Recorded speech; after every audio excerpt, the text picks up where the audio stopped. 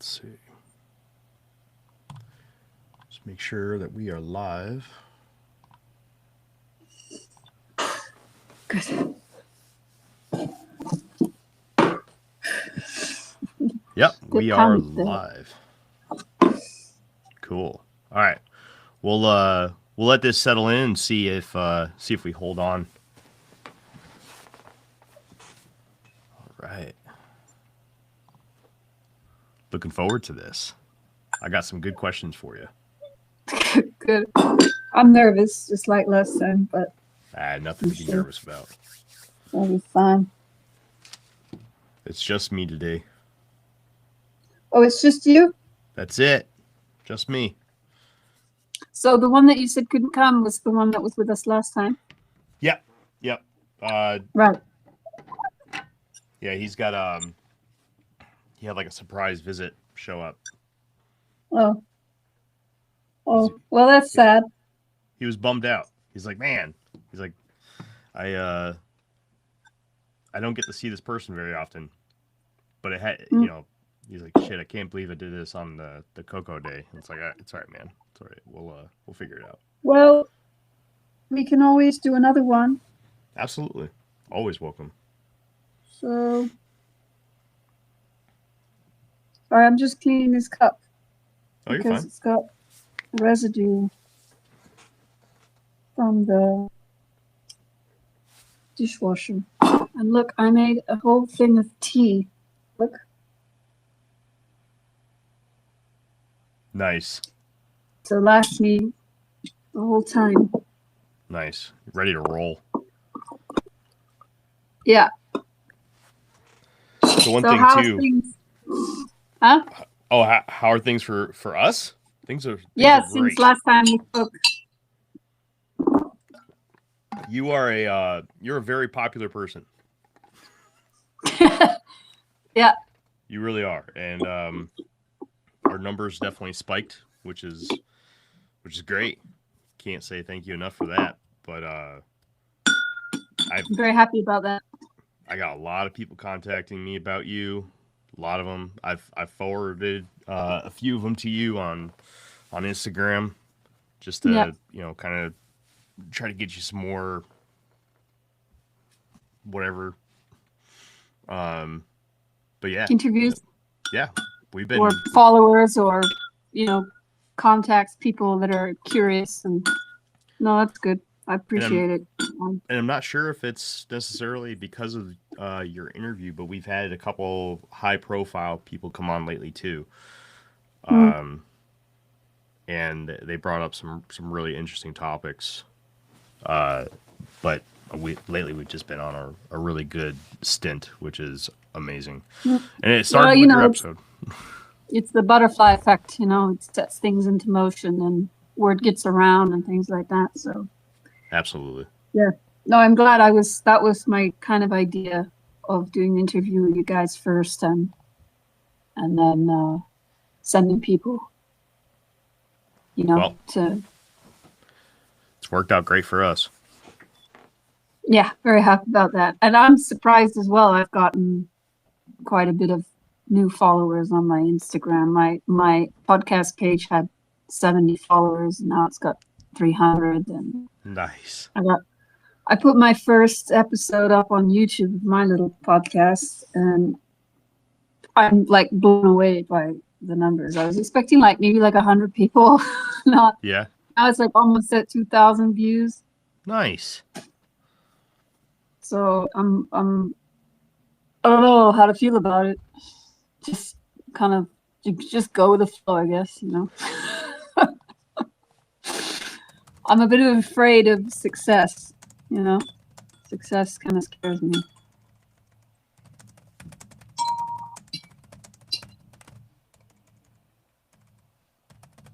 I got people messaging me because they're getting their notifications that we're live right now. They're like, "Oh my god, when was the time change?" I guess I forgot to mention that. Oh, you got to prepare that. Yeah, that's my fault. We probably won't have as many live viewers with us then this time.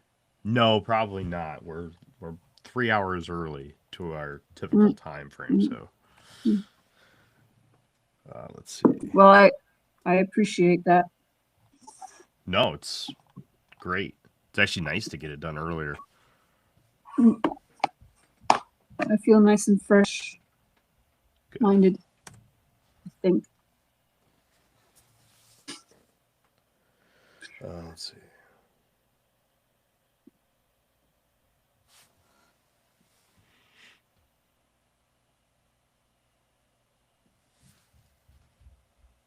I learned a lot watching that episode with Gareth. Looked a lot into this predator class. It's pretty dark. Predator class. Yeah. Was that something that was mentioned on the podcast? I think it was mostly in his comment section. Right. A lot of people. I don't know. I haven't really watched a lot of Gareth Ike. I've seen a ton of his father, absolute ton. But there were quite a bit of comments in the comment section about a predator class, and so I had to look that up. I mean, you can kind of tell what it is just by the terminology. Yeah. But yeah, you know, it's definitely dark. It definitely describes what you went through. You mean like the network? Yeah. Or which aspect? The monarch mind control aspect or the occult aspect? The occult aspect, not so much I wouldn't say necessarily the monarch side of it, but the Hollywood side of it. Oh, the Hollywood side. Yeah. Okay, because this is the first time I'm hearing. It could be the first time I'm hearing this particular terminology. I didn't see it in the comment section. So. Oh, that's cool.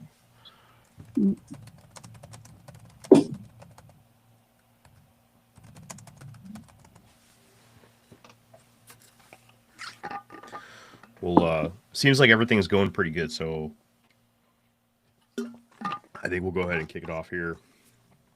Yeah, is my voice not glitching or anything? It's good.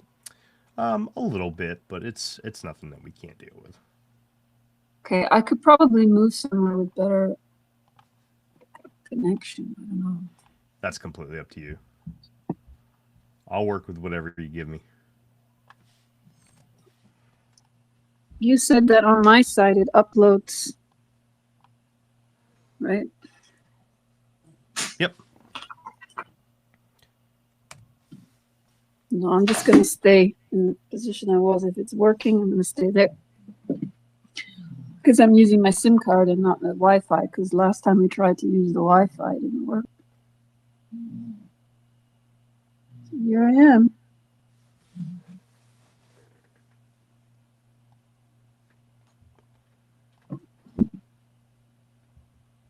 Let me know when you want to start getting into it. Absolutely.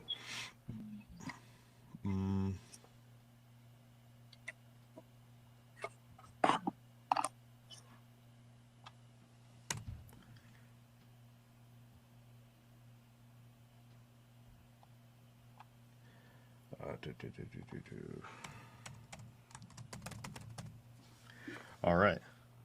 Let's see. All right, yeah. You ready to roll? I got an intro to read off for you, and then we'll dive in with a ton of questions. Tons of questions. All right. Okay. Welcome back to the Infinite Rabbit Hole. Last time, we pulled a thread with our guest, Coco Sianne Ryder, and what we uncovered was more chilling than we could ever predicted. That episode, Hidden Shadows of a Secret World, exposed a sliver of the truth behind the occult practices, mind control, and celebrity lineage with the deepest, darkest corners of the entertainment system. The reaction was seismic.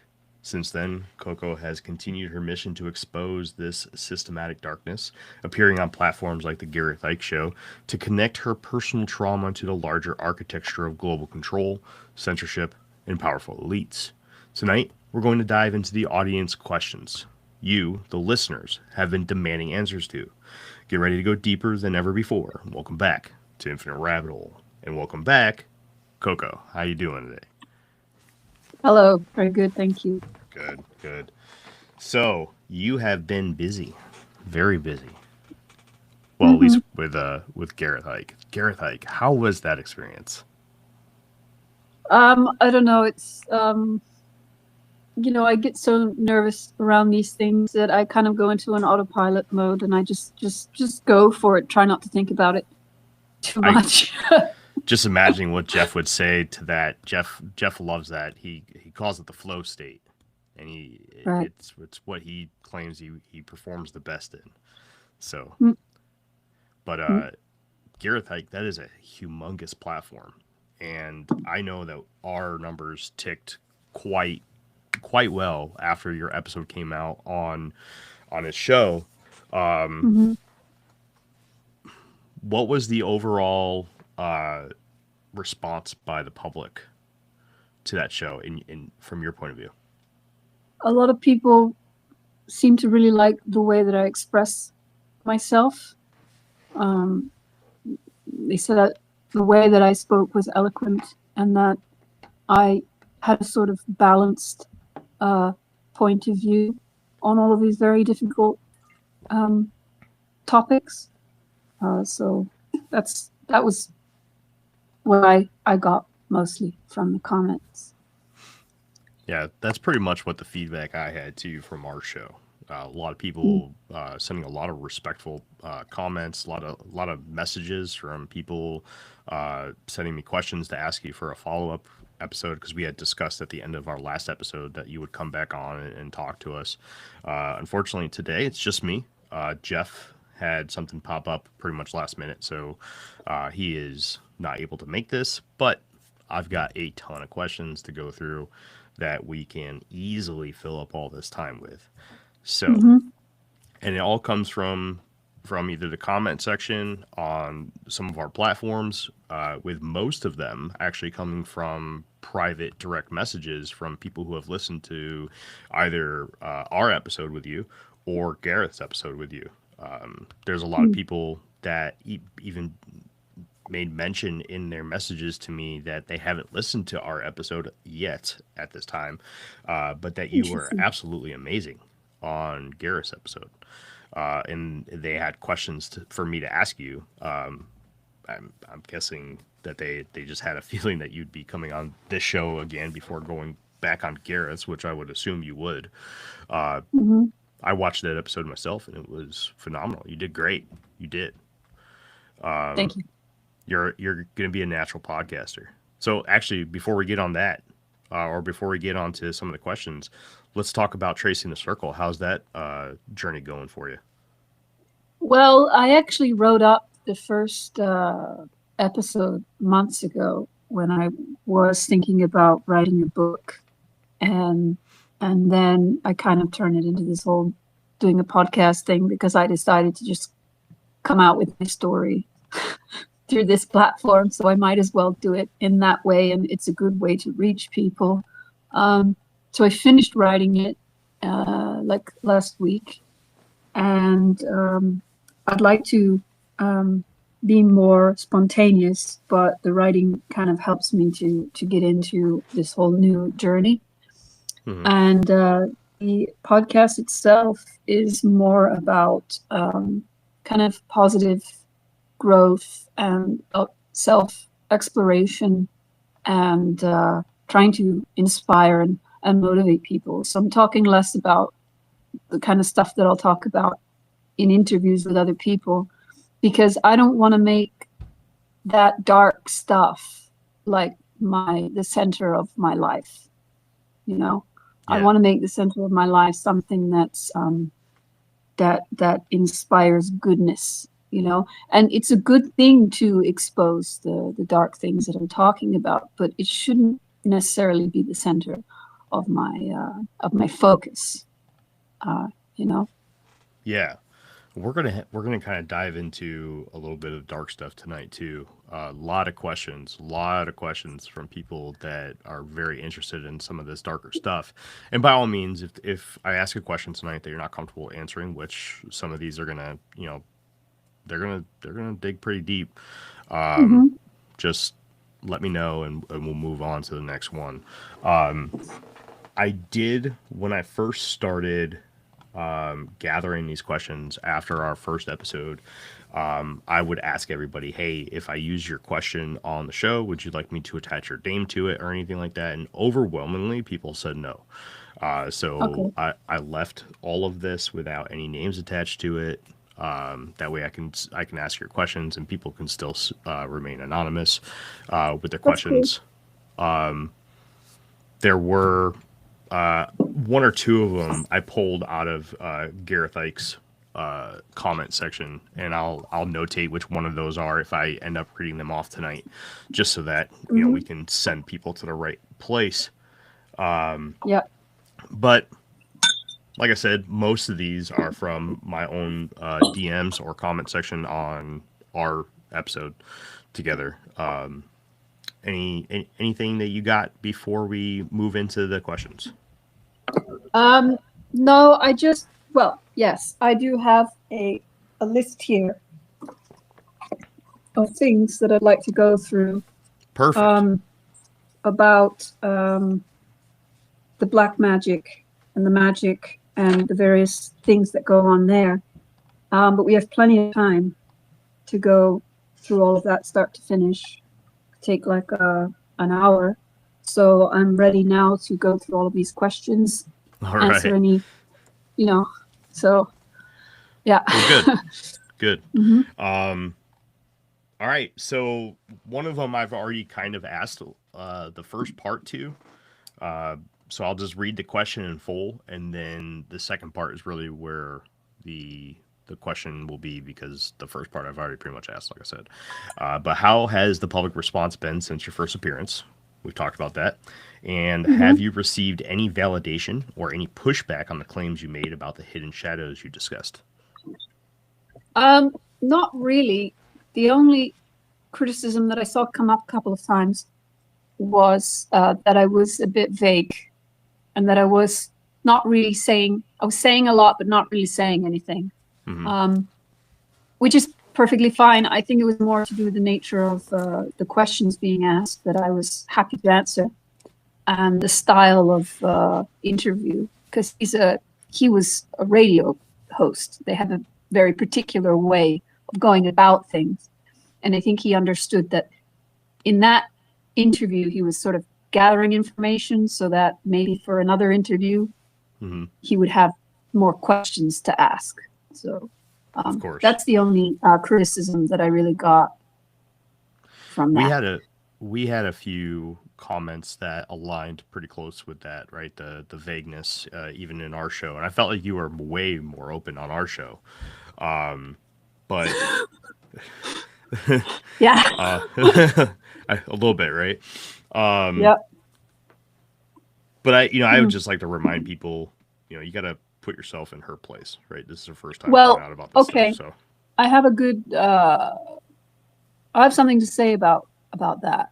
yeah, go ahead. People want details of events. They want me to recollect certain events and name names and say, this is where that happened and this is the date. And while I can do that, and I'm sure in some instances I will do that, that's not necessary. I don't need to do that. That's Mm-hmm. not what I'm here for. I'm trying to convey, for 12 years of experience of fighting against the dark network, which is 12 years. That's a long time. You learn a lot. So just repeating events, regurgitating events, that's useless. And I have gathered so much valuable insight into how it works. That's where the valuable information is. And then, of course, I have my entire life, 31 years of experience of being born into this particular world.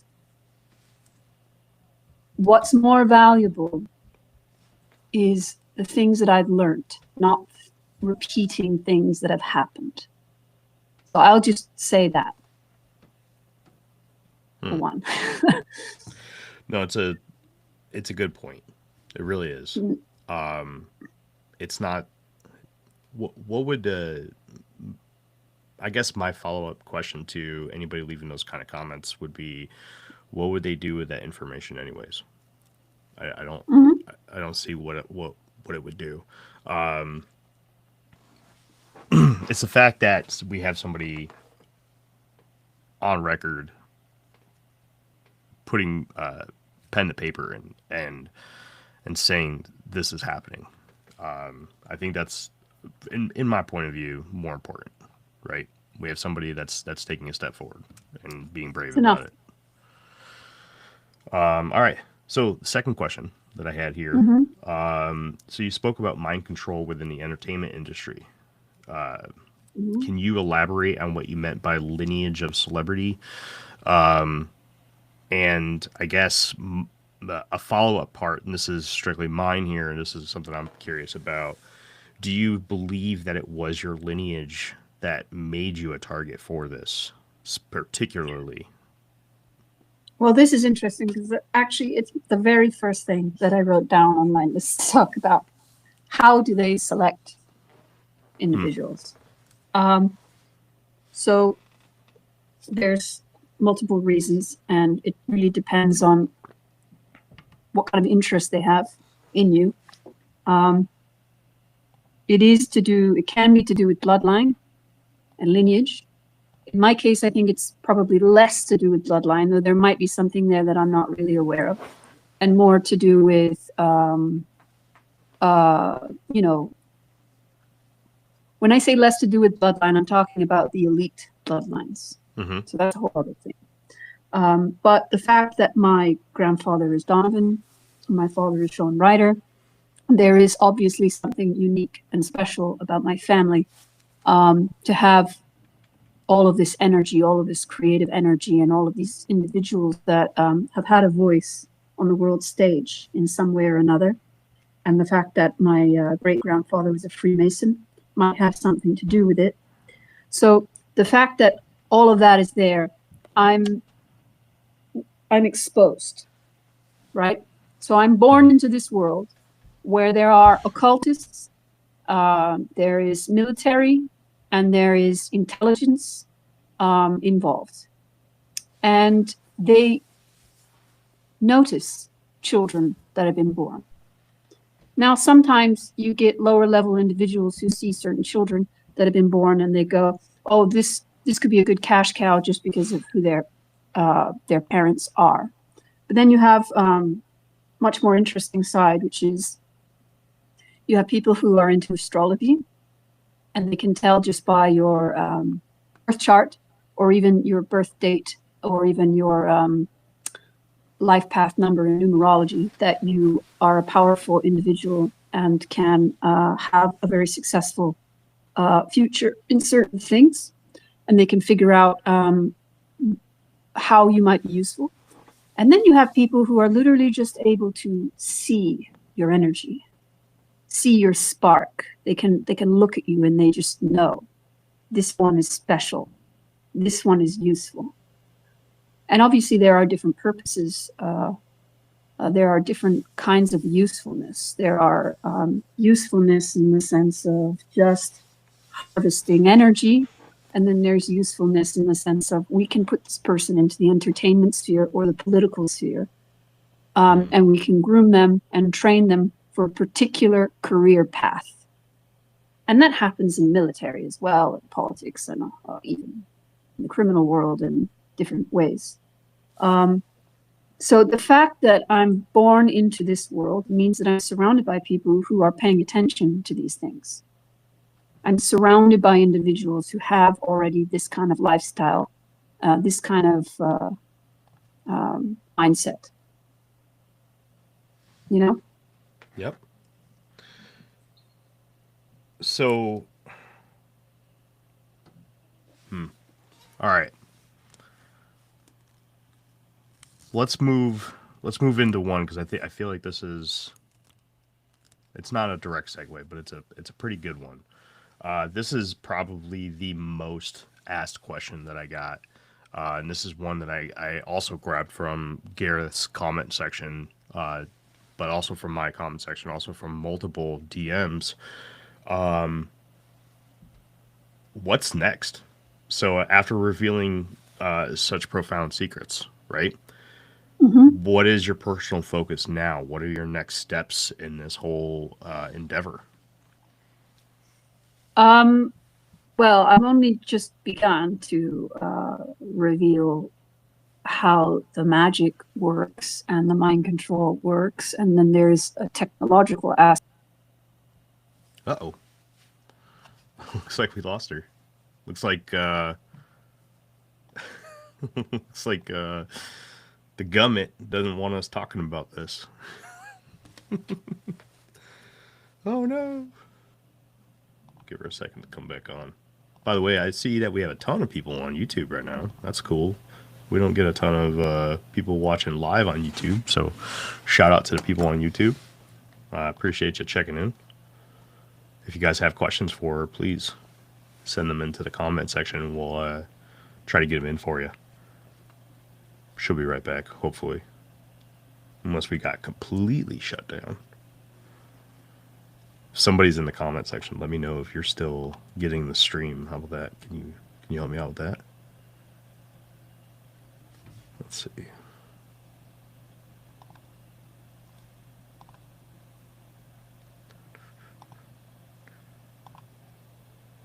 Uh-oh. Maybe not.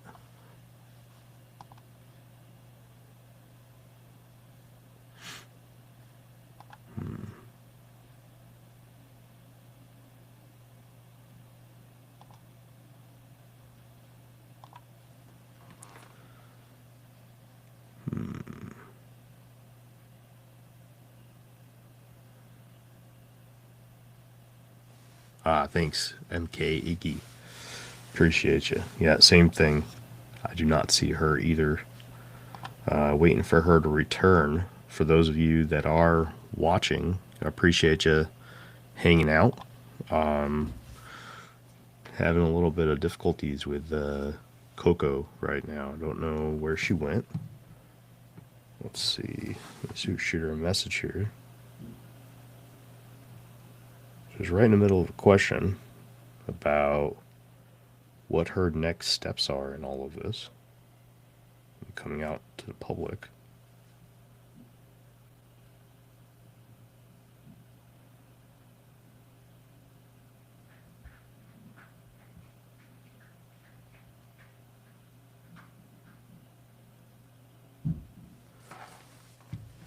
Let's see.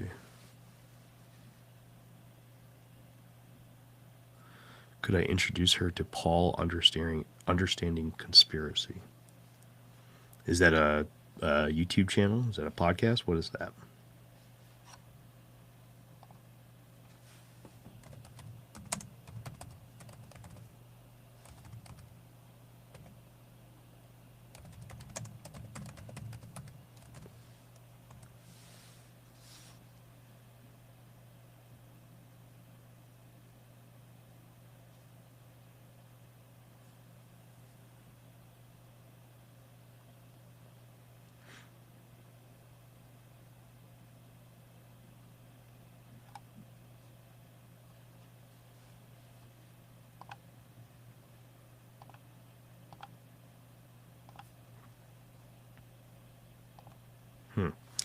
I've lost the entirety.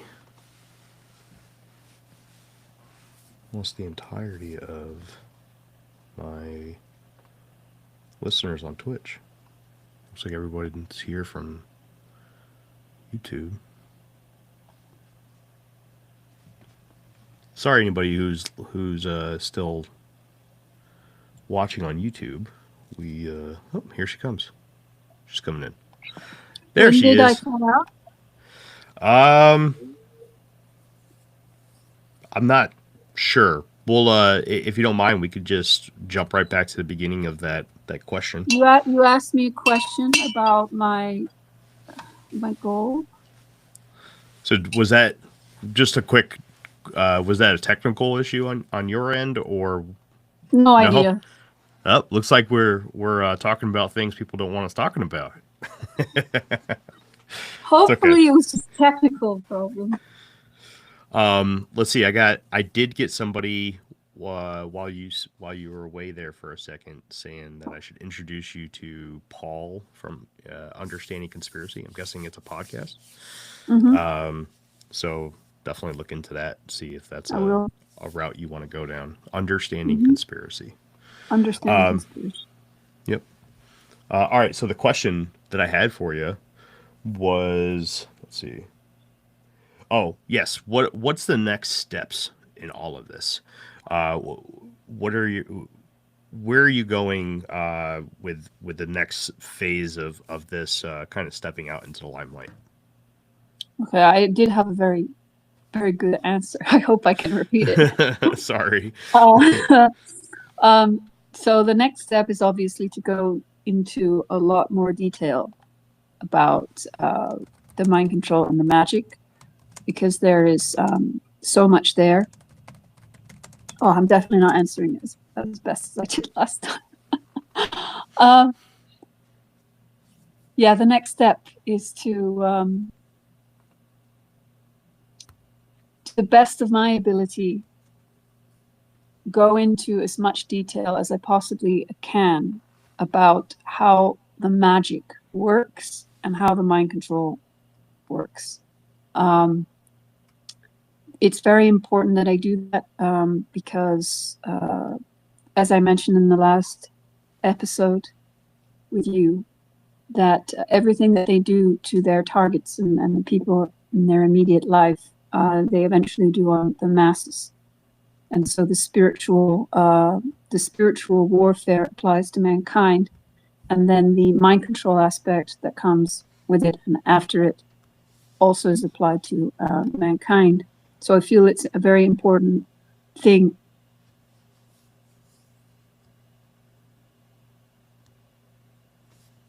Uh-oh.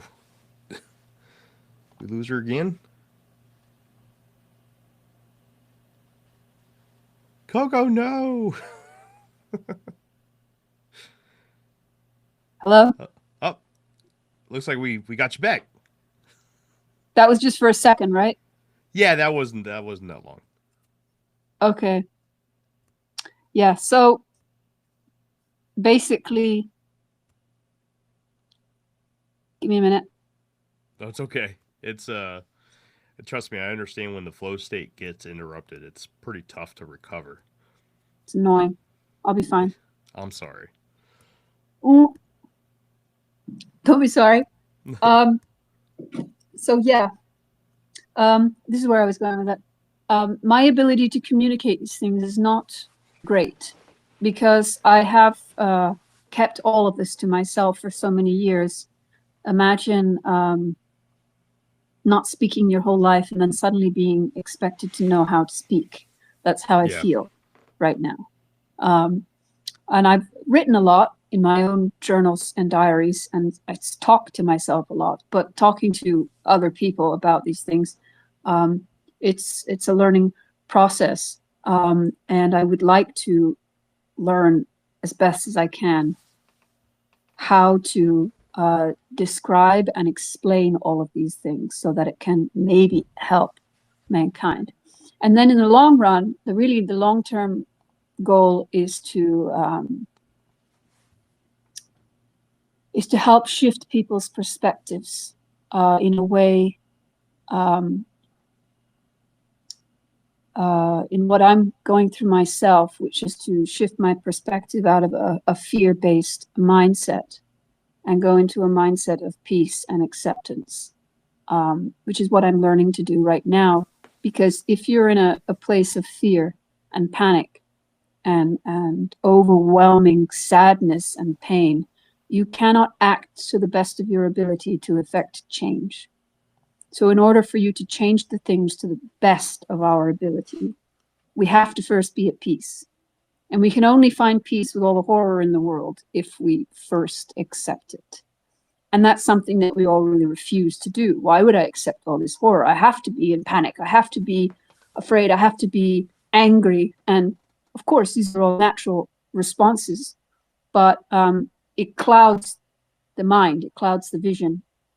And so I'm hoping that sharing my own journey in overcoming these obstacles, these mental obstacles, will help others to shift their perspective and be more compassionate and more peaceful and more courageous in the way that they approach the problems going on in the world. So. Well, good stuff. I like the way that you're approaching all of this. It's I know a lot of people were kind of leaving comments about the whole vagueness and everything, but there's a lot of safety that has to be kept in mind with releasing a lot of this stuff. Before we jump into some more stuff, I just want to give a shout out to YouTube. There's a ton of people that are chiming in on YouTube right now, or at least on the watcher count. I have a couple comments coming through. This is not our normal recording time. We're actually about 3 hours early, trying to help Coco out, so that she's not doing the interview at 3 a.m. again. So she'd be a little cognitive. So I just want to give a shout out to the people on YouTube. We usually don't get a huge watcher list from YouTube. So we're live. We're live on YouTube right now as well. Yep. Yeah. Oh, yeah. We're live on all of my socials right now. Oh, okay. Yep. So we typically go live everywhere. My volume is lower than Coco. Uh-oh. Can you hear that? What's that? Can you hear me tapping? Yeah. Okay. Looks like we got a couple podcasts that I've talked about you recently. Oh, really? Yep. Knights of the Storm on Rumble. And then we got somebody else, Karen Carpenter, said that she shared a clip from Coco on her podcast yesterday too. So, wow, Karen, if you can drop the name of your podcast, I'll go ahead and give you guys a shout out too. So that's awesome. All right. So you're getting a lot of playtime right now, getting out there, and I'm happy to be able to do that for you, and I appreciate you coming on this show. That's awesome. But you're really reaching a lot of people right now. How do you feel about that? How do you feel about the whole, just generally reaching more people with this information? In a very kind of like calm and balanced way, it terrifies me. As I said at the beginning, I'm terrified of success, because it means that once you succeed in something, you have to keep going, because you've got all of this encouragement, and it's good encouragement. And I'm so used to being so stagnant in my life. And then being connected to all of these people, so many people that are inspired by you. And there's always that idea of, or that notion that if they had entered into the wrong pocket of your mind and got to know you better, they might not actually like you. And so is any of this really genuine? There's that, I don't know if I'm overthinking it. I probably am overthinking it, because I'm very, I feel things very deeply, and I get attached to people. I really feel deep connections and attachments to people. And it's very strange to connect with so many strangers all at once. There's a whole philosophical conundrum there that's just running through my whole being. So I don't know how to answer that question. Well, I think that it's legit, right? People definitely are very interested in what you have to say. They have a lot of respect for what you have to say. People are showing up to this episode right now just to hear you talk. I can tell you right now, I don't usually have these numbers on YouTube when I talk. so it's definitely, there's a lot showing here for the respect that people have for you. And it looks like the Knights of the Storm was the name of that podcast. So I don't know if we have two people from the same podcast here or if it's one person, but Hmm. I do apologize. Knights of the Storm, check that out if you guys want to hear a clip from Coco and hear their takes on it. But all right, you ready for another question? Yeah. All right. Let's see. Protective measures. You're we've talked a lot about vagueness and everything, right? What are some other protective measures that you are utilizing in order to make sure that you're not necessarily putting out too much information or putting out the wrong information or any information that's going to get you necessarily in trouble? I think the last 12 years of my silence was my protective measure, because the last 12 years of my silence, I've been figuring out how best, or I've been figuring out, not been figuring out, I mean, after 12 years of silence, I only now have come to the conclusion of what's of the best value to share, what will help people. So the fact that I held my tongue for 12 years and allowed myself to develop and grow and to get a better grasp on what's going on.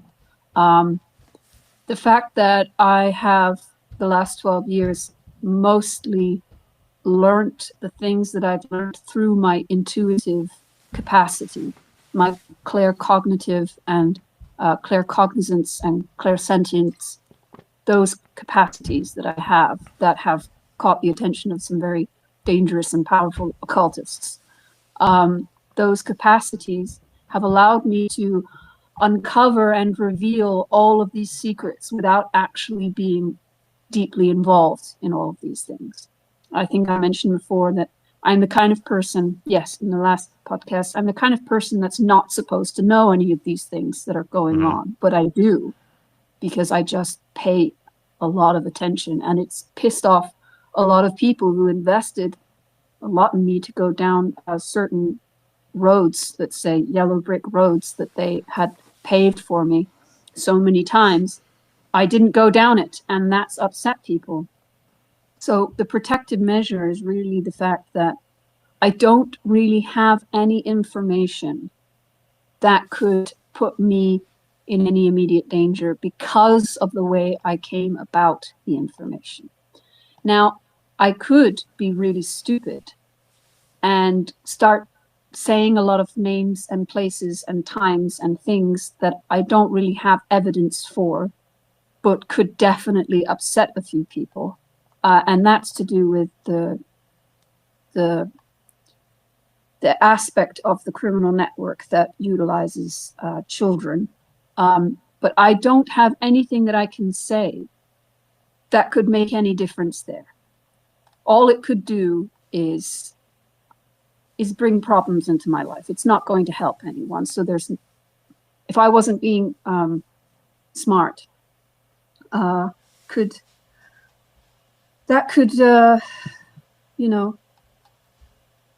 focusing the energy on the wrong area, right? So the main protective measure is my energy at the moment, staying out of fear frequency, and having an ideal and a goal which is to the benefit of myself and everyone that I can reach.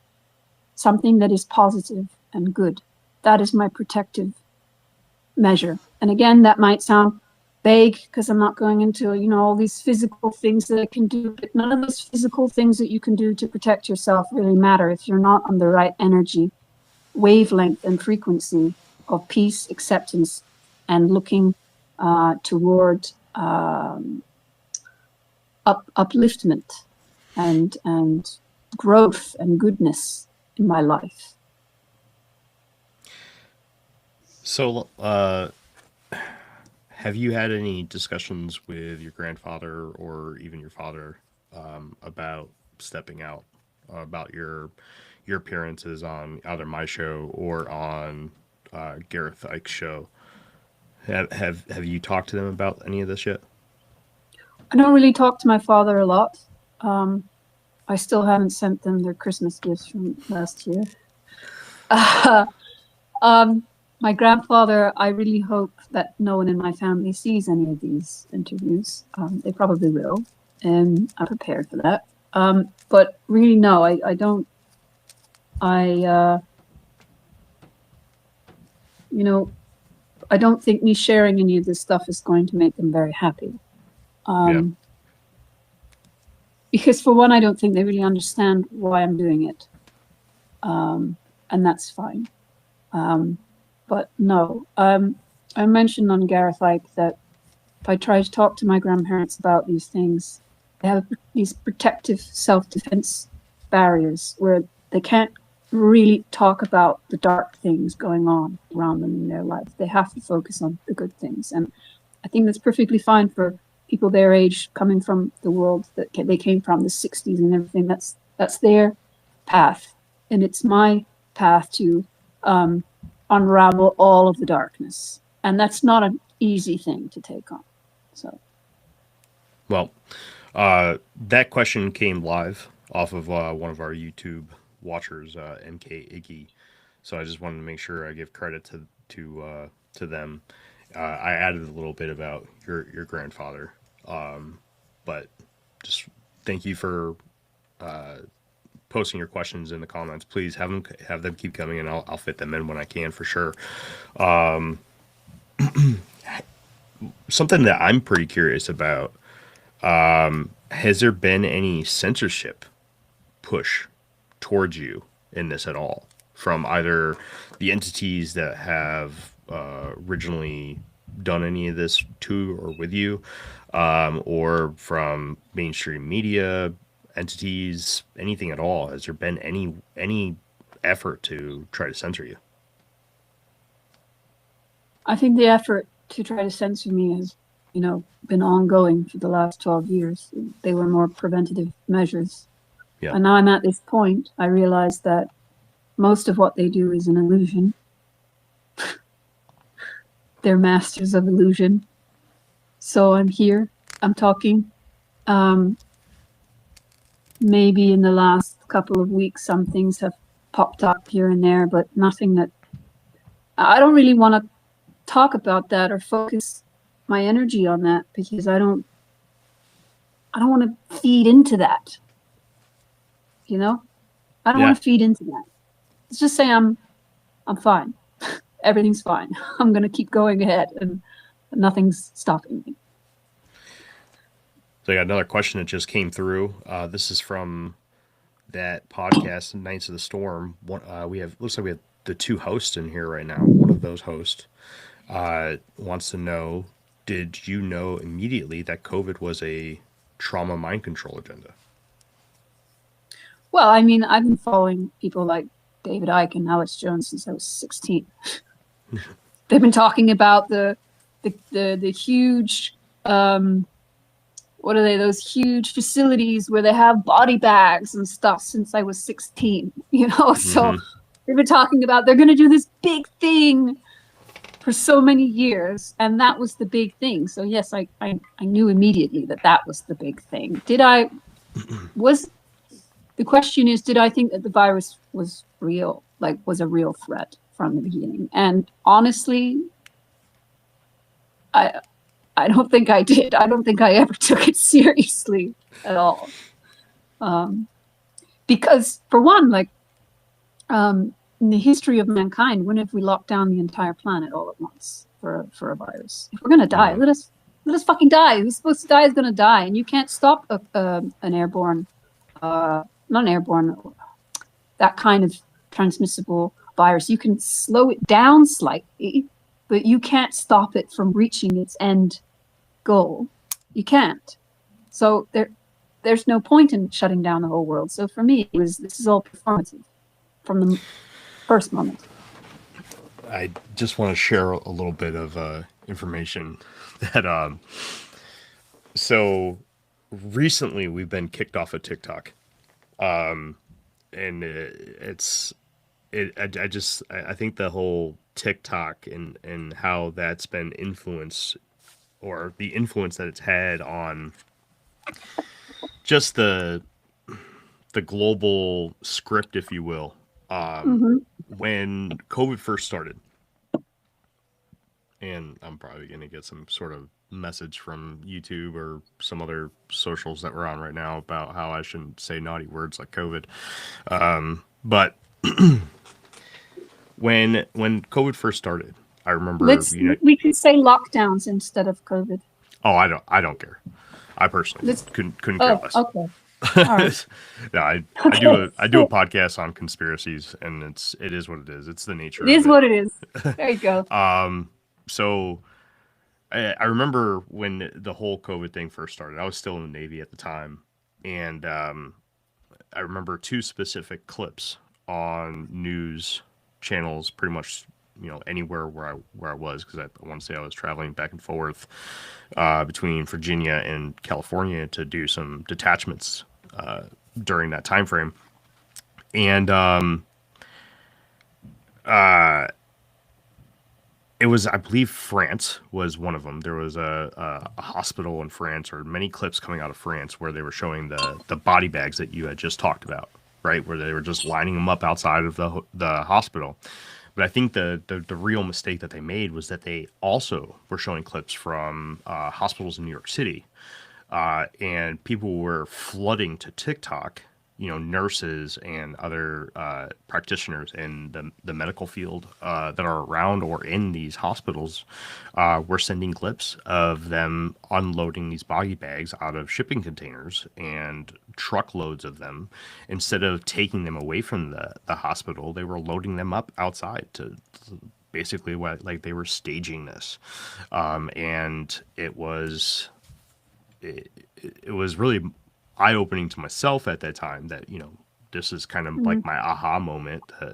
My co-host Jeff, that would typically be here with us tonight, is he understands how this stuff goes already, but this was kind of like my introduction to, Right. hey, everything you see is not how it actually is. Yeah. You're being controlled, and when you come on and you talk about the stuff that you went through, and you're seeing a lot of parallels, right? You're just seeing it on a smaller scale. You're seeing it happen to one person, and we specifically talked about a gathering that you attended last time we talked. Right, that's a smaller scale, and of course there wasn't body bags, but there's still a lot of parallels there. I Yep. just thought that was interesting, and I also wanted to just say fuck you TikTok, because whatever. It just doesn't like some of the things that we talk about here on the show, but whatever. It is what it is. So, but no current censorship or anything like that. Nothing since the two episodes have come out where people are like, hey, don't you talk about that. Look, the way it works is that they do it symbolically. You go for a walk, and maybe someone next to you will say something, and it'll sound like it's to someone else, but it will be like a threat. Or maybe there's just things that I really just don't want to mention because they're just so negative, and I don't want to put that out there. But those kinds of things would be symbolic. It would have to be in a symbolic way around me, because that's how they get away with what they do all the time. And then, of course, I have a big interview coming up on the 11th. And for some reason, on the 11th, that's the day that the people are coming to take the internet away, because we canceled it because I don't want internet in the house anymore. And I just find it funny that they've chosen that particular day when I'm going to do a very big interview, and I don't have any other way to use the internet right now, because my partner's away for a couple of weeks, so I'm in the countryside, and all I've got is my phone internet and the landline internet. So hopefully it will work out on the day of the big interview. So I'm more like looking out for things like, is the internet going to work? That kind of thing. I think it will be fine. I think if anything, there'll be a few moments here and there where it'll go out. Again, it's about illusion, more than anything else. Yeah. I've been doing this podcast for 5 years now, and I can tell you one thing from experience with it. It's when you start getting into the really deep topics that internet just randomly cuts out. It's crazy, and I know a lot of people. There'll be messages in my DMs after this episode goes live where because when you had broken off there for a minute, the interruption that we had, I had said, "Oh, somebody doesn't want us talking about this." I make mention of that pretty much every time that it happens, and somebody wants to message me and say, "Ah, man, you stop getting full of yourself. Nobody cares about your little podcast or whatever." And it's like, well, it's pretty convenient that every time it happens, it's specifically when we're diving into some really dark stuff. We never get this when we talk about, like, let's say cryptids. Like if we're talking about Bigfoot with a Bigfoot researcher, we don't get interrupted. But when we're talking about like some of the really deep, dark, twisted truths of the underbelly of the celebrity lifestyle and world, And the network. then the internet goes out. Most of these people are under surveillance all the time. Oh yeah. So, of course. Yeah. Cool. Let's trying to keep it going. I have a bad habit of sidetracking into other things. I do it all the time. That's why it's called the infinite. Well, let me know when we get to like a bit over an hour, because I would eventually like to get into some of these things that I was. Well, how about this? Let's dive into what you're wanting to get into, so we can make sure we get that. And then with any time at the end, if you want to answer some more questions, then we'll dive into that. And if not, I mean, you're always welcome to come back on the show. We've talked about possibly doing a third already, so there'll be questions for next time too. So. Well, something that my grandparents taught me, my grandfather was one of the most famous people on the planet for quite a few years, and that does something, that's a lot. He could have spent the rest of his life in very influential and powerful circles, but for whatever reason, and there's good reasons and bad reasons, he decided to live a more low-profile life, sold his mansion and bought houses in more normal residential areas, and went to theaters or clubs that were more intimate rather than doing large tours and things like that. And whenever we stayed in nice hotels, we wouldn't stay in like what's one of those big ones, like the Four Seasons and stuff like that. We wouldn't stay in those huge, massive, fancy hotels. We had the money to, but we'd stay in the more intimate ones. And instead of buying Gucci and Prada, they would buy, things from boutiques that were handmade. And so I had this, I lived this kind of life where my family had all of the potential to go in all of these big directions, but they decided to keep things small and intimate. And I'm very glad that I had that subtle influence in the background, because now I'm doing this thing. I'd rather build a good relationship with a few people and build a solid following than just charge ahead and just get the next big thing and the next big thing and the next big thing. I don't need that. I don't need it. So coming back and doing more thorough interviews and doing things slowly and building things up, and it's more real, it's more authentic, and it's more effective, in my opinion. No, and I couldn't agree with you more. I mean, it's a nice controlled release of what you've been through and the information that you want to put out there. I respect it for sure. So what else do you got? What would you like to talk about tonight?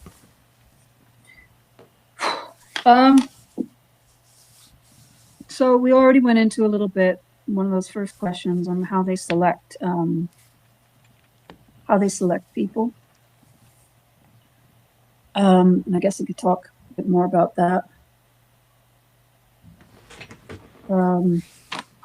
Honestly, it was better when we did this interview when it was 3-5 in the morning, because I was I was You like, weren't fully lucid. yeah, no, I was way more relaxed. Like, anyway, so how do they select people? Yeah, let's talk about Birth that. charts. Birth charts, proximity, meaning, you know, are there certain clusters of cults or military or various aspects of the criminal network, and there's someone in the nearby neighborhood that might spark interest. And then obviously you have the energetic aspect. These people, they can see someone's energy. And actually someone mentioned on your podcast under our episode on YouTube, the movie Doctor Sleep. And it's incredibly realistic. It's terrifyingly realistic. It was very hard for me to watch it. I've watched it a few times. It's a great movie. But the way that the group of magicians or whatever they are selected the children to feed on their soul, to give them immortal life and all of these various spiritual powers is very accurate. They sense, they can go around and sense energetically the people around them. And then of course you have bloodline aspect of if you're within a certain family, it doesn't matter if you have a special occult power or not, you're still somewhat targeted for specific usefulness and purposes. In my case, just the fact that I was born into a famous family, I'm already exposed to all of these kinds of people who are looking out for these kinds of people. And then I would say that if you have a particular birth chart, they look into your birth chart, they look into your potential future and potential power that you have and the potential money that you can generate if you're a child. They'll invest in you. And they don't need the permission of your parents. They'll just invest in you. They'll put you on a little list and be like, this person is going to be useful. And we're going to groom this person to grow up a certain way. And we're going to lead them down a certain path. And then they're going to get introduced to this person, introduced to that person, either music-wise or entertainment-wise. I'm just focusing on the entertainment aspect, but it applies to many different walks of life. But let's focus on the entertainment aspect. So they lead you into that world, and that's an investment, you know, that investment of time and energy and thought of leading this person down this path, because eventually I can profit off of this person, whether it's financially or energetically. It's both, really. And then they do obviously the mind control aspect of it. So they'll have you taken at certain points during your childhood. They'll have you taken and drugged and put through various trauma-based mind control scenarios. I would say people like Lady Gaga and Ariana Grande were put through these types of trauma-based mind control things. And it creates sort of dissociative abilities so that they can use trigger words to send you into these dissociative states, to tell you exactly what to do, where to go, and stuff like that. And because I didn't have a lot of exposure to the mind control aspect, I never got to that point of that type of manipulation and control. I went through certain things, but I never went through a complete program. So I don't have those dissociative capacities. I cannot be led, not how they would like me to be led. Anyway, so that's how they select people. And the reason why they select people for their various motives. And then Do you have any questions on that? Yeah. What aspects of the birth chart are they looking at? Do you know? Well, I'm not an astrologer. It I was gonna really ask helps if to that have had anything to do with astrology. Curious. it. It really really helps if you have the birth time of the individual, because if you have the birth time, you can more or less accurately predict at what time in their life they'll be successful. But even without that, the birth time, you can have an idea of if someone has strong creative capacity or strong communication abilities, and whether or not they are very attractive to others. All the things you would want in someone in entertainment. So I can't give you specific signs or placements or anything like that. I'm not an astrologer, but an astrologer could. That's as much as I can say about that. Yeah, I just wrote down because I don't have too much knowledge in the astrology world either, but it's something that I've always been interested in. I mean, I've always kind of been, I've been in the thought space, if you will, that if a subject has enough followers, there's a reason behind it, right?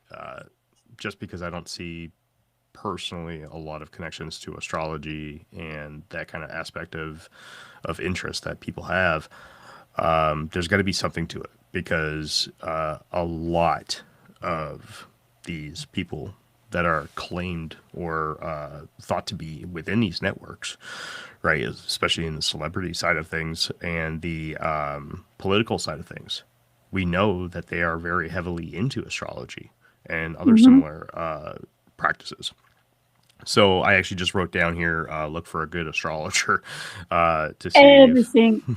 Everything is based off of astrology. Everything. Yeah, I need. All of the sacred books, all of the big world events in history, everything. When they do various ceremonies like bringing in a new queen or a new king or a new pope or a new emperor or a new politician for thousands of years, everything is based off of astrology. Everything. Yeah, I need to Every find a single good. fucking. I need to find a good guest that can really break that down. Yes. Yes. I had somebody come on, or was going to come on, who I thought was gonna be able to break this down very well for us, but they blew us off 3 times in a row. Yeah, and it was the day of recording too. Oh, no, that's terrible. Looks like we got our first chat from Twitch. Looks like Twitch is starting to build back up. Spectrum Assassin, longtime listener of the shows, comes in and checks us out all the time. Says it's numerology. It can be used to determine your type. Sorry, it Spectrum. could be used. It could be used to determine your type. Yes, yes. So that would be your like birth path, your life path, all of that stuff, which is very useful. Now, I'll go into that, the point of astrology and numerology and everything. The entire universe is this vast web of cogs and wheels, and every single thing is connected. Everything. And if you are in tune in the right way, you can make connections between everything and reveal pretty much anything about anything. If you're in tune, if you can tune in onto that web, that vast universal web, everything is there. It's mathematics. And of course you have to have a certain kind of mind to be an astrologer or a numerologist. You have to have a certain kind of mind. You can't just be a mathematician or a physicist. You have to be open to emotion, to shifts within human consciousness, to shifts within the human race at large and the various ages and cycles that we go through. You have to pay attention to things. And then from a very personal point of view, in one outer body experience that I had many years ago, not many years ago, like 7 years ago, I went back in time thousands of years, and I met these people that were living in a sort of desert landscape in these sort of huts made out of leaves, like dried leaves and reeds and things, and they had pitch black skin, and they were painted in this fluorescent blue paint, and they were making jewelry and bags and things. And the person that I was watching looked at me in a way and told me, without moving his lips or speaking, he told me that a long time ago, people could talk to the stars as easily as people talk to each other today. As easily as that. And this might sound a bit nuts, but going into that aspect of making connections and figuring things out, and this kind of idea of physics, that there is no space between anything, there is no distance between anything. How does the internet work? How does information travel halfway across the planet instantaneously? It's the same system. That information can travel across an entire galaxy instantaneously. There's a lot to unfold here. There's a lot to unfold in this one, because there's a lot of parallels. There's a lot of parallels. We had a gentleman that came on and specifically told us about his research into the Star People from Native American lore, right? And they had a lot of mind speak and nonverbal communication between various Native American tribes throughout the United States and these Star People or Star Children that they would call them, right? Depending on what the regional area of the country was, they had different names for them. And then you also have this this whole sector of science, especially like psychologists, who it's kind of a emergent, if you will, of like a psychologist and an anthropologist, right?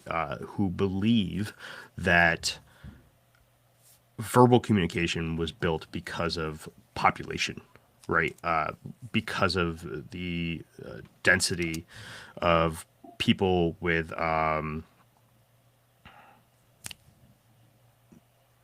population density. Okay, right? How many people you can fit into a square mile? The need for verbal communication became a need eventually. Correct. It became a necessity. Right. And there's so many different theories about this too. I've seen theories on this that go along the route of it's more calorically efficient to use verbal communication than it would be to use mind power. Helena Blavatsky, in her Secret Doctrine, goes into all of this very, very well on how the human race developed and how we went from a species that communicated through the mind at a time when the earth was covered in a thick mist, watery mist, and everything was dark. So we didn't really have need to see with our physical eyes. So we saw etherically and we spoke etherically. And we didn't really use our vocal cords, and slowly over time these things developed. Helena Blavatsky is where I go to for that kind of information. Be interested to look into what the people you're talking about. There's two more aspects of the show that we've covered at one point or another. We had a huge, and this might be way outside of the box here on this particular episode, but we have had this one guest on a couple of times. His name's Carter Bushard, and he does specific research into communications of Bigfoot, Sasquatch, right, and other bipedal apes hidden in plain sight that utilize mind speak. He has an entire series of books dedicated to the study of this and his experiences with this. And now we're also seeing this other aspect in which we've talked a little bit on this, and I'm actually going to be a part of a panel in Fond du Lac, Wisconsin on Mother's Day 2026. So if anybody's interested in that, come check me out there. I'll be with the CAPS team out in Fond du Lac, where we're going to be talking about CE5, Close Encounters of the Fifth Kind. That's making a huge headway right now with how people are non-verbally or mind communicating with UFOs. They're able to control them, or at least pull them into their local vicinity, simply by utilizing this exercise known widely as CE5 now.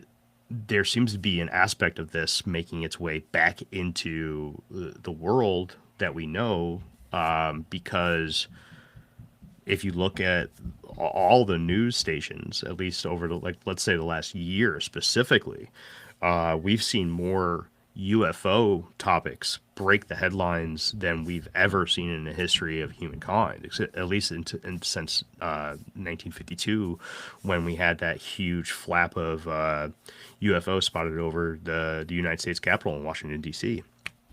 So there's a lot to be said about this nonverbal communication. Well, in the United States, between the 70s and the 90s, there was a particular program, I think Stargate program, where they funded millions and millions of dollars into this program about remote viewing. They don't spend 2 decades spending millions on a program that doesn't work. And the whole point was that people could travel with their mind to any point, not just on this earth, but in the universe. So that was government money. So we really officially know that these things are possible. And honestly, I would say that a lot about technology and internet communications came from the studies, the early studies that they did with remote viewing and this type of communication, where you can communicate with people across the globe or off the globe. So the government knows about these things. The government definitely knows about it. We had somebody in the chat on YouTube mention the Men in Stereo Goats, right? That is a Hollywood movie based off of the Project Stargate and what they did, right? And you had a lot of major people like McGonagall. But there's I love that movie. Yeah, it's a great movie. It's hilarious, actually, too. It's really fun. All the Jedi references was just amazing, because I don't know if you've seen the prequels of Star Wars, but the Obi-Wan Kenobi was a Jedi in the prequels, and then he's the main character in Men Who Stare at Goats, and he makes references to the Jedi 4 times. It's just it's hilarious. It's I wish, actually, it might be a blessing that I don't have any of my co-hosts with me tonight, because I catch crap all the time because I've never seen Star Wars. So you're not a movie guy, though. You're not a movie guy. I'm not. I have seen Men in Stereo Goats, though. I have. Actually, I did a whole podcast on another show called the title of the show or the podcast that we did with them was Podcasters Who Stare at Goats. It was all about that movie. So I had to watch it for that. But I just want to make mention, because I love books. Okay, if anybody's watching Infinite Rabbit Hole for the first time, you'll know I love books. But there is a book out there called Out There. See that? By Howard Bloom, and he actually goes into a lot of the really deep back history of Project Stargate and where it started. So it originally started off as a project called Scanning, which is a combination word, a compound word, combining the words scanning and coordinate, right? So Project Scanning was the original project, and he goes into a lot of specific events that happened in Washington D.C. where they were testing all this out.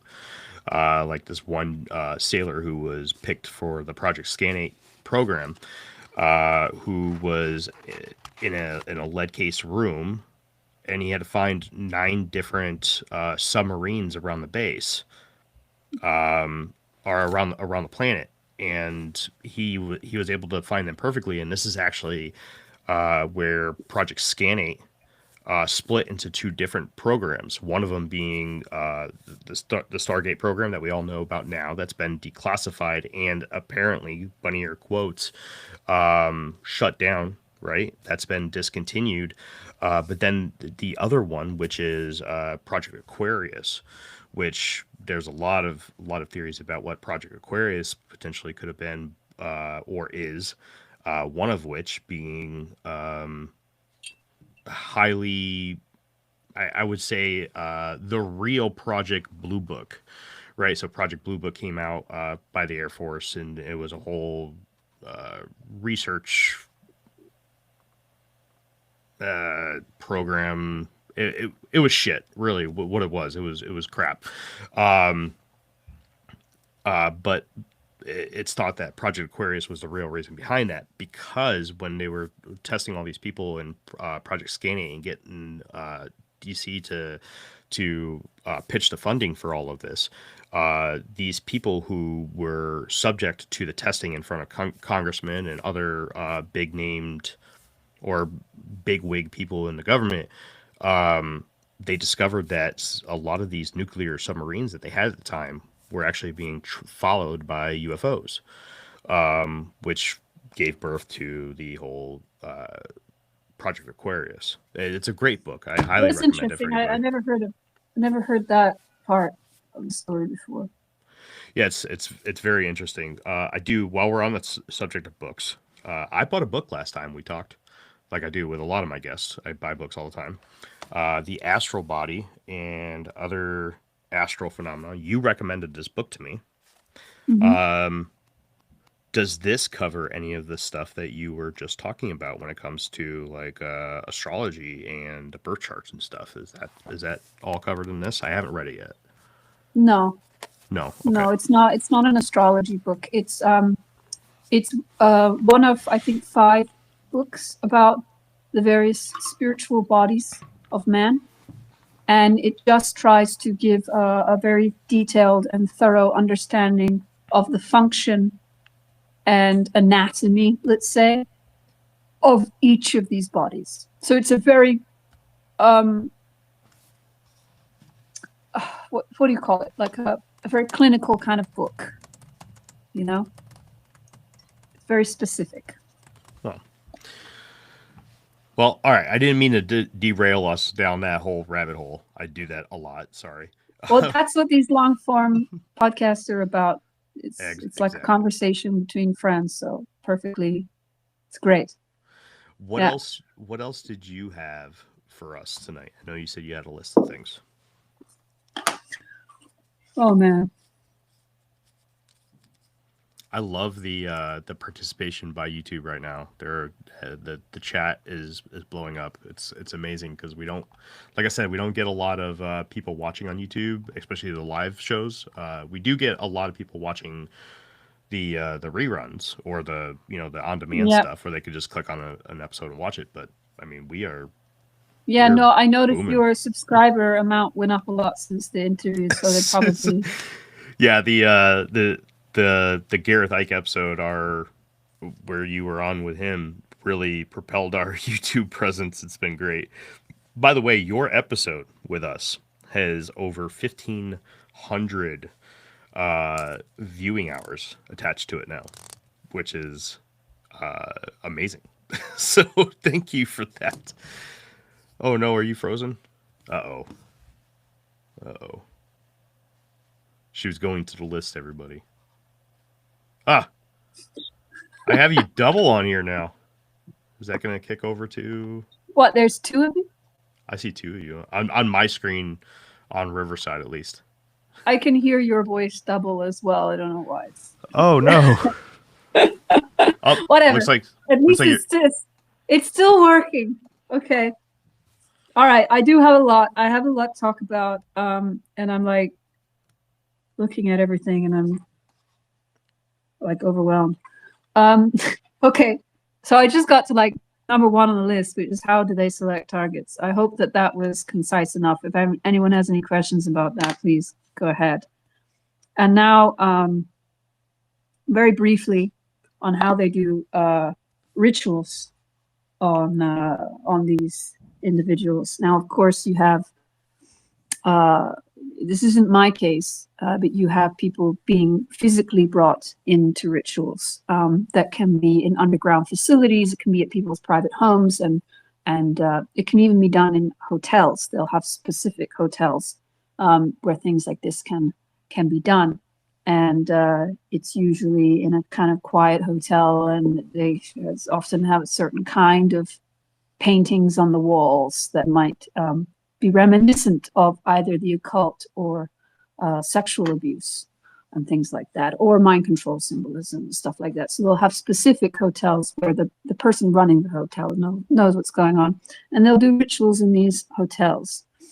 Now, some of the people like me, the targets, depending on their particular situation, they can be sent either into a trance, or they can be drugged, or they can be basically unconscious or sent into a dissociative state, so they have no memory of what's going on, and they can be brought into these rituals and used within these rituals for their energy, let's say.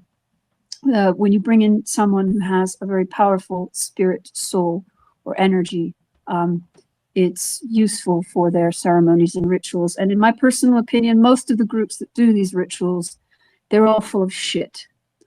They think they're doing some kind of high special magic, but they're all just a bunch of assholes. And it's very few occult groups that are actually doing very serious high magic. A lot of these people are just bored, perverted, old fucks who just want something to do. And yes, there is energy and spirituality, and there is magic going on, but it's not of a high order. It's a very lowly order, especially when you find these sort of cult-like groups in these small villages in the middle of nowhere, because they're everywhere. These cults, it can be in a village up a mountain in the middle of nowhere where you would least expect it, but there'll be signs. There'll be signs. So there's that aspect. But then on someone like me, who I don't have the dissociative aspect. Maybe there was one or two times in my life where I was taken without my knowledge. But if they're going to do rituals on me, it's either been in like an apartment that I was staying at. They'll rent out the apartment next door and they'll do a ritual next to me. Or within a hotel, I'll be staying at a hotel, and they would have planned this in advance, and they would have brought people into the hotel to do the ritual in another room with me close. But then, of course, you don't actually need to be in physical proximity. When you're asleep, they can call to you. They can call to you and they can summon your consciousness within a ritual and utilize your energy for their particular ritual. So another aspect that we spoke about in a previous podcast with you was how the network functions and where they get various practitioners and occultists. So you'll have very important, powerful occult groups who really know what they're doing. And they're sort of at the center. And there's more than one across the world, but they're sort of at the center of wherever they are. And then you have a lot of various occult groups and schools and groups, and where, even in my local town, they'll have, my local city, they'll have, you'll find these pamphlets around that are like inviting young students to come and try gnosis and gnostic magic and stuff like that. And they'll invite you, and then they have a lot of useful people useful people that they can say, okay, we're learning how to do gnosis, so we're learning how to do magic, we're learning how to do psychic abilities and stuff like that in our little course. It's all very innocent, but the person within the course or within the group or the teacher or the master, they're connected to this network. And if some higher up within the network needs to utilize some individual for some lower kind of work, to say, for example, magically groom an individual in a certain way, they can contact one of the people within one of these groups where they're learning how to develop psychic power. And the teacher will go, hey, I want you to do exercise, a particular exercise. I'd like you to go to the bridge, and I'd like you at this specific hour, and I'd like you to tune into this specific person, and they'll give them a name, or they'll give a photograph. I'd like you to tune in on this particular person, and I'd like you to call them to you. And they'll send their student off to the bridge, and the student will go there, and they'll go into their whatever it is, meditation or trance or imaginative process, and they'll start calling this person energetically. And sometimes it can work, and sometimes it cannot work. If the target is someone who's very psychically in tune, they'll go there. They'll think, I want to walk to the bridge. I don't know why, I just want to walk to the bridge. They're basically, it's thought transference, basically. So they can use useful idiots for exercises like that on targets that they want to keep up with on a regular basis, but the people, the higher ups who are interested in that person don't, obviously they have lives, you know. So I hope this is making sense, but to give an idea of how vast the network is and how that those aspects work.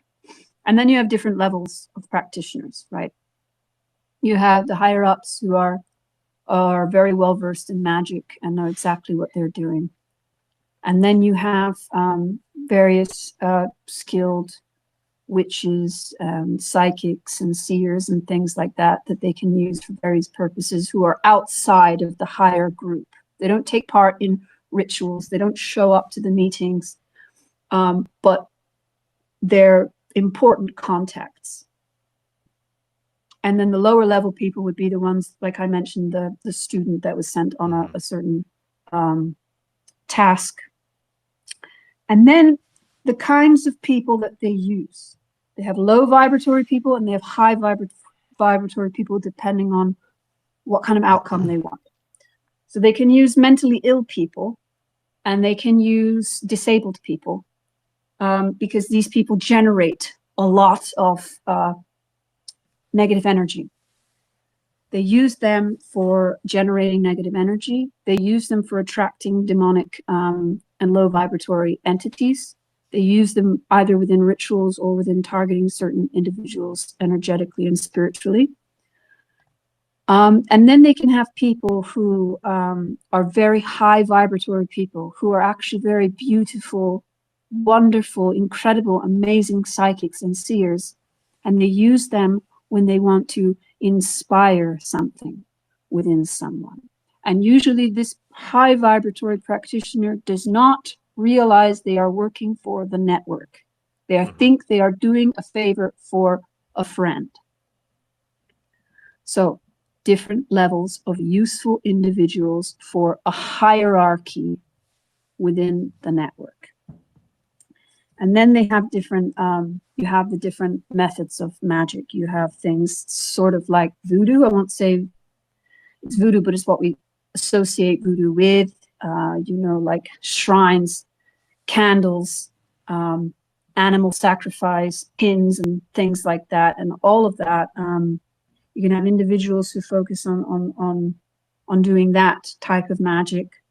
Then you have individuals who do ceremonial magic, which is usually more than one person, but can be one person on their own. The ceremonial magic is the kind of classic, what you would consider Crowleyan magic where they draw the circle and they have a dagger and they have certain words that they chant to certain gods and things like that.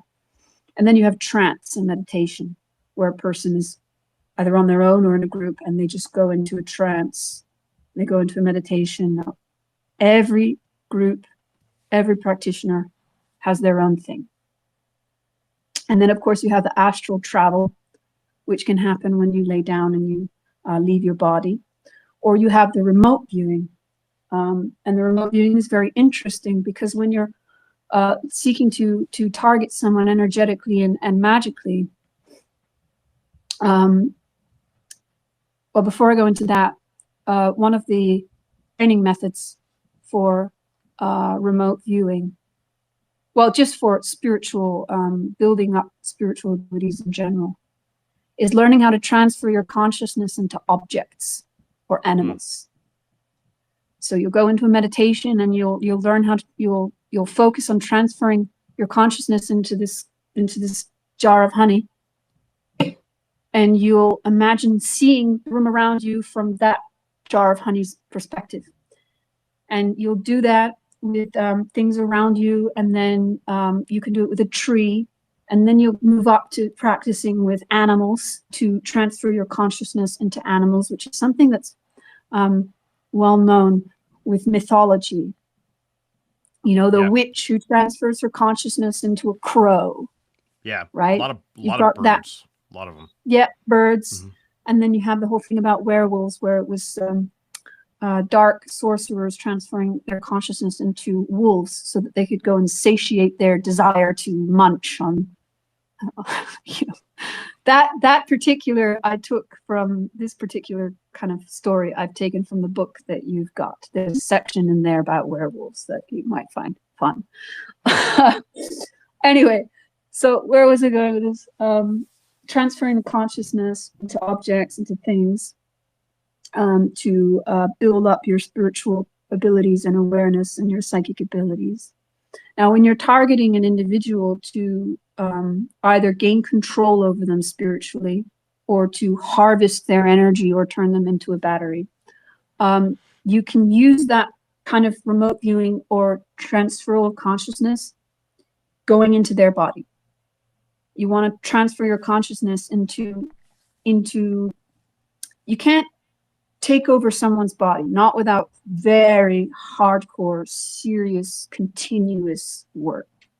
It's a lot of work because you have to break through all of the barriers, all of the spiritual bodies.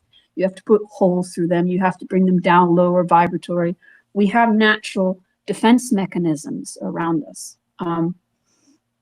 But they can get to a certain stage of degradation through this process where they can transfer their consciousness into certain organs of yours and certain chakras within your body. And those would be exercises to slowly, eventually the goal is to have as much control over you as possible and to disconnect your human consciousness from your soul consciousness. And this goes back into the idea of selling your soul, because the human being is supposed to be more or less guided by their soul, which is guided by God. And if you can muck up all of the various things that we have in place to connect us to our soul, that guidance is not so easily given. So they want to replace the guidance from your soul with the guidance from the occultist. That's the closest thing you can get to selling your soul. Your soul is still there, but they've pushed it down into this, as far away from your physical consciousness as possible. And then they've taken that role of guidance. So now occultly and magically, they can send you ideas. They can tell you where to go and tell you what to think through magical means. Now, of course, you can do this with mind control technology as well. But I think the mind control stuff, if it's done to a real extent, that it's doing all of those things as well. It's breaking you down spiritually. And I don't think that the mind control really works without the degradation of the spirit bodies. Any questions? Yes. Got a bunch. Let's see. Just working from the bottom up. We got one from YouTube. Can you ask her if they use drugs and addicts for harvesting and as conduits or portals? I think of people who use methamphetamine and the shadow people they commonly see. It's actually a great question. Well, yes, that could be very possible because drug addiction, you generate a lot of chaotic energy, and they utilize this chaotic energy in their own magic. So yes, that's very possible. As I said, that they use mentally ill people. There could be drugs involved as well. When I say they use mentally ill people, I mean really they'll bring in someone who's very mentally ill into a cult-like setting.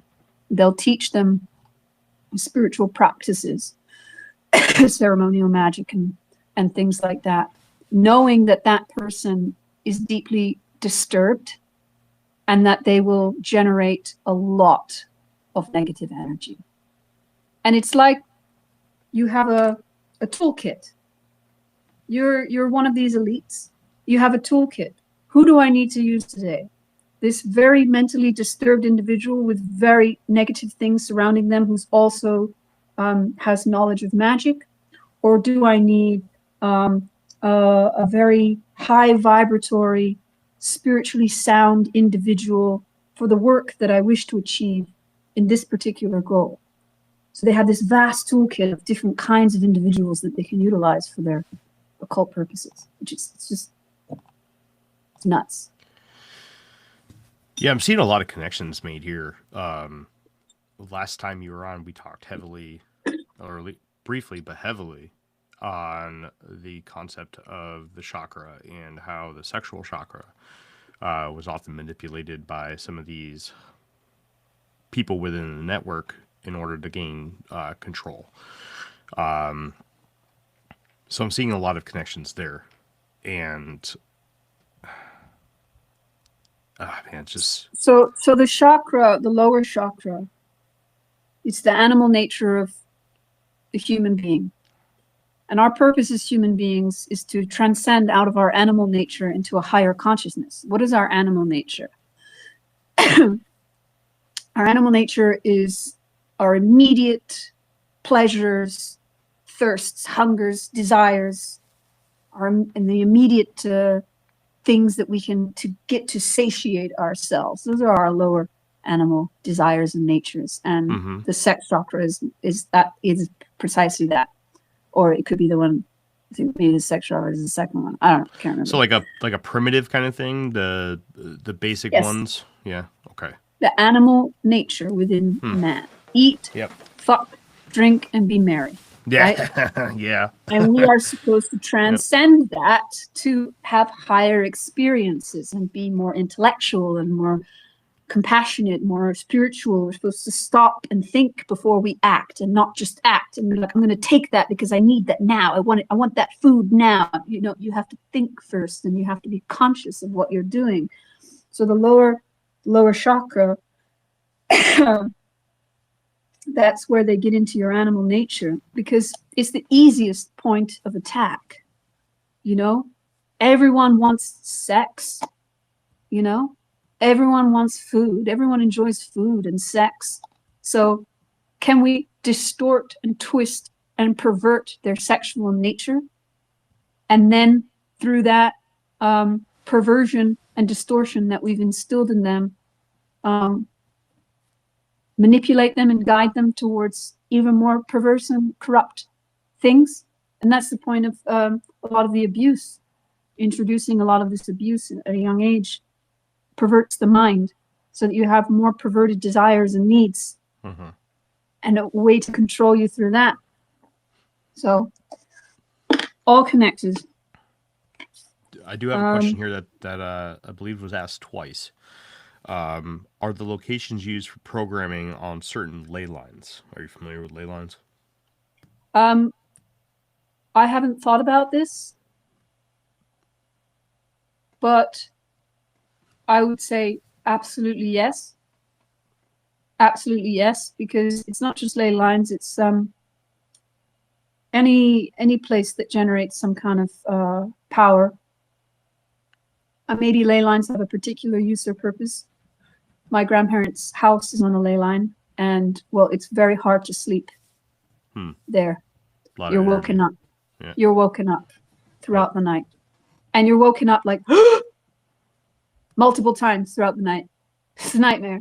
So I guess depending on what purpose the ceremony is for, they'll use it on ley lines or various energetic places. Very interesting, and I do apologize if I'm getting away from some people's questions here. Chat's going pretty quick, and I'm waiting for open times to ask questions. So I apologize if I skipped over a few. Coco, do you have anything else that you would like to put out today? Yeah. How far along are we? We're at 1 hour and 45 minutes. Wow. So the usefulness of the targets. We talked about the usefulness of the practitioners. We didn't talk about the usefulness of the targets, not in detail. So some targets have a high vibratory energy.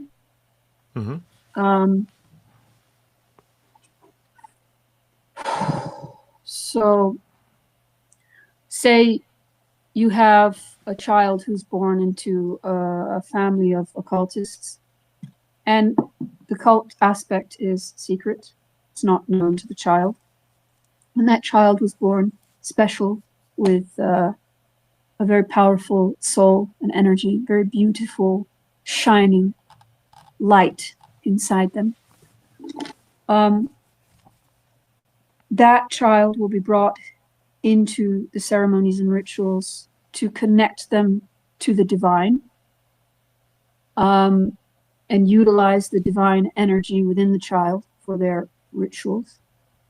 Not just the child, but as they grow older, and depending on how things go, the child can be the adult can consciously join the cult, or they can continue to be used against their knowledge.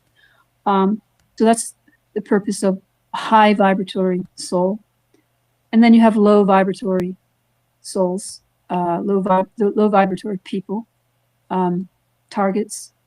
They can be utilized for specific purposes as well, depending on what they need. Usefulness aspect is also the mind control aspect.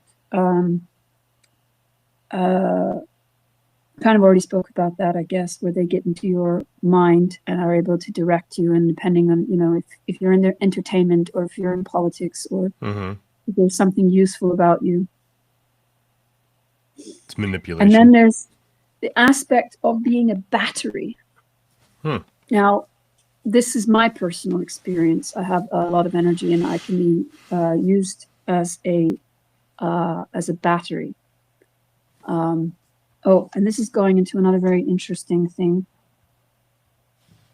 Consciousness, egregore.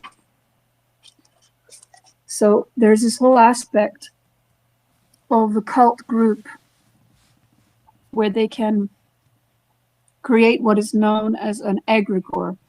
You can look up Mark Stavish. He wrote a book on this. An egregore is basically a sort of living entity that's created from the combined thoughts of a group of people. Now, these are created naturally, organically, but they are also created consciously by occult groups. So they'll have this sort of this realm of consciousness where they all connect. So within the movie Dr. Sleep, when these people entered into the minds of the other person when they were astral projecting, astral projecting. They go into their mind world, their dream world, and everyone has a different mind world, dream world that relates to them, right? It looks different, and it holds your memories, and it holds your experiences and your feelings. And the occult group, what they do is they basically open up this portal, and all of the people connected to the group, they jump through this portal and they leave behind their old sort of astral realms, dream realms, and enter into this new one where it's a combination of all of theirs. And there's a lot of demonic activity, a lot of entities involved in that, in creating this group mind, this group consciousness. And so what they can do with a target over time eventually is that they can call that target through astral projection or entering your dreams in through that portal into their realm of consciousness. So basically you leave behind what your dream realm has been your entire life and you enter into theirs. And once you enter into that realm, if it's a group of deranged, let's say satanic occultists, it's horrific. It's a horrific realm to enter into. It's like, because the imagination knows no bounds, you know? So when you get into the imagination of sick, perverted, demented people, and astral projection and outer body experience feels just as real as this right now. It's a different experience, but it feels just as real. Yeah. So imagine going into that realm of consciousness in an outer body experience or astral projection and experiencing that realm of pure perversity and horror and being caught up in that realm. And within that realm, they're obviously generating a lot of chaotic energy. And when you bring someone who has a very powerful electromagnetic energy about them into your egregore of consciousness, you're feeding that group's occult powers. Yeah. And that's precisely what they did to me. And then there's another aspect of you can puppeteer someone's astral body. You can puppeteer someone etherically. So basically, you can program their astral body to carry out certain tasks within the astral realm. You can, I don't know if I can give an example right now. I think that's enough, what I just said there. Okay. The realm that you were referring to, is this similar to, let's say, like something where people would visit during a psychedelic trip, such as like DMT? Or I know psilocybin technically isn't along the same lines, no? No, not really. Okay. Because, you see, the astral realm, it's an incredibly vast realm, and there's so many different layers to it and so many different pockets within it. And you can, within the astral realm, build a world. You can build a house in the astral realm through your imagination. If you have a powerful enough imagination, and if you have knowledge of magic, knowledge of how to use the elements to accumulate energy within the interdimensional realms, you can build houses and palaces. You can build worlds within worlds within worlds, depending on how skilled you are. And we do this naturally with our own imagination and our own dreams. We do this naturally. We create these realms, we create these worlds, and if you're astral projecting, you can enter into other people's worlds and see them. But consciously, consciously, you can create these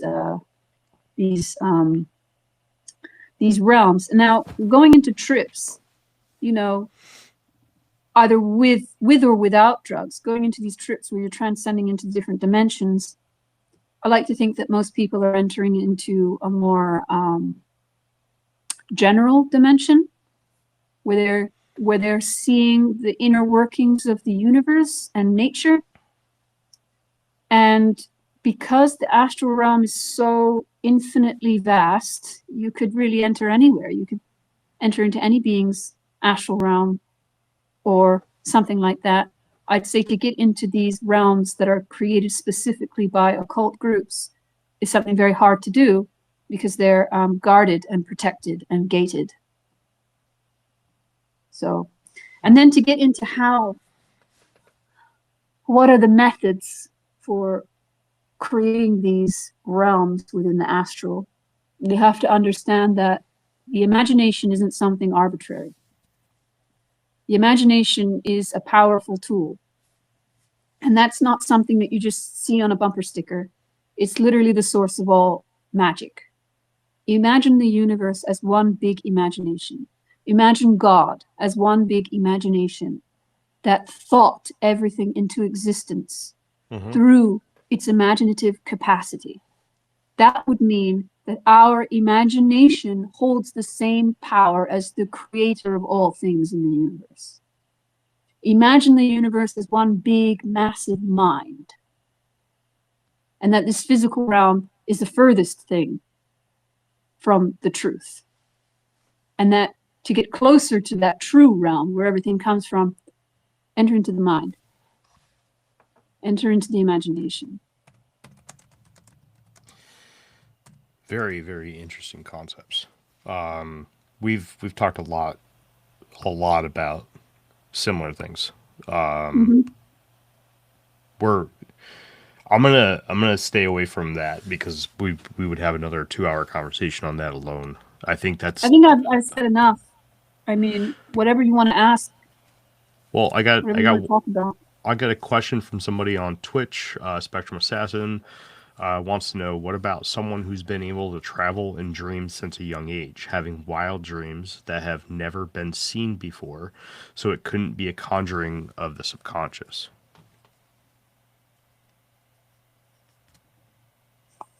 He means that when he traveled in his dreams, he's seen places that he'd never seen before, so it has to be something coming from someone somewhere else? Is that what he's trying to say? Spectrum, if you could clarify the question, I could re-ask, or if you could answer her question. I got somebody from YouTube asking, was your grandfather a victim of the programming?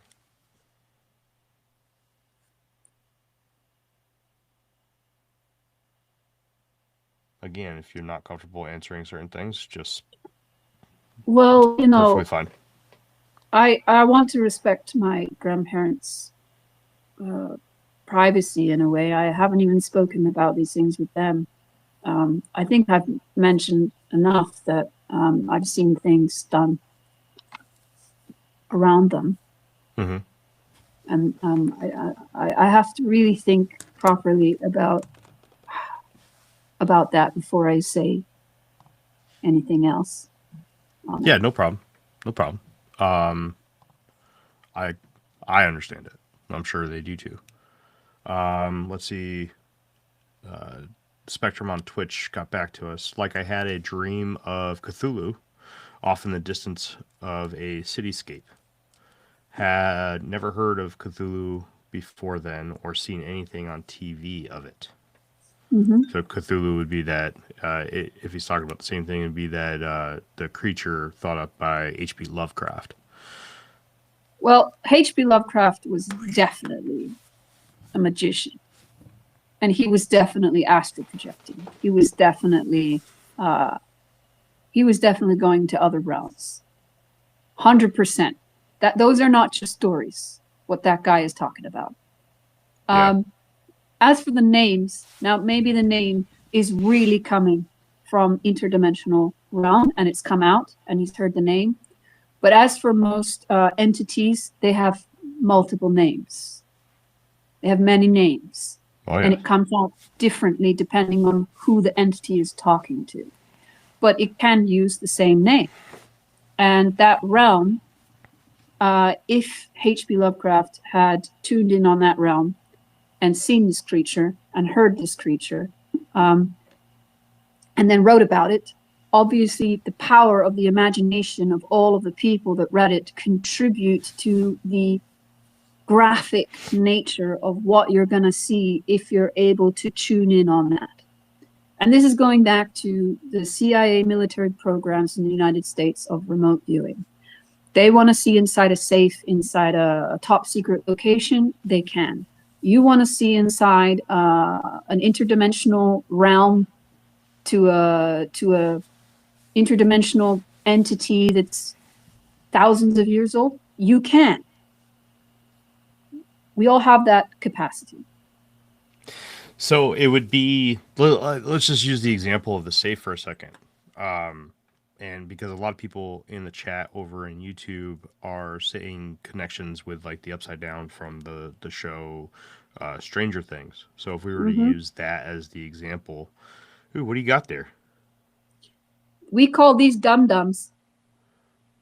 There's thousands of them, and we don't know what to do about it. They're little beetles. They're just everywhere all the time. I think we have those in Wisconsin too. But let's say like if you the government or whatever entity wanted to see inside of a safe, right? They would project into the astral realm and physically move about, which would correlate to the physical realm that we're in now. And then at will pop in and out between the two realms. So let's say if they no. In those programs, for those specific purposes, they're not going into the astral realm. The astral realm is a crazy realm where anything can appear to you, and it can appear in all kinds of crazy ways. They're doing remote viewing, which is using the mental body, not the astral body, the mental body. So they're going to see things in a way that correlates to the physical realm. If you use the astral body, sure, you could achieve it if you're skilled, but you never really know if what you're seeing in the astral realm is what you're actually seeing in the real world. You would want to use your mental vehicle. We have a mind body, we have an astral body, we have a spirit body, we have various bodies. The mind body is the closest thing to your soul. So your soul doesn't really feel feelings. It's moral. The soul is moral, but it doesn't really feel feelings. It doesn't feel pleasure or pain. It's more of a real mind, a real intellect. It's where the reason comes from, the soul. So when you're remote viewing, you're using this mind. You're using the lower mind that's connected to the earth. So different ways of perceiving. Interesting. We're going to dive into that more when you come back, because I think Jeff is going to have a lot of really good questions for you on that one. That's more up Jeff's realm. That's the whole purpose of this podcast, right? We all specialize in certain things, and Jeff is the guy to really dive into that one. So I miss Jeff. We miss you, Jeff. So we'll get Jeff back on for the next one. He was supposed to be here tonight, but something came up, and we're all human. Well, I hope he's having fun, wherever he is. So. I'm sure he is. I hope he's getting tired. This is almost his bedtime, so okay. he wouldn't be able to last at 3:00 in the morning. He'd be done. No. But before we close out, was there anything else that you wanted to put out?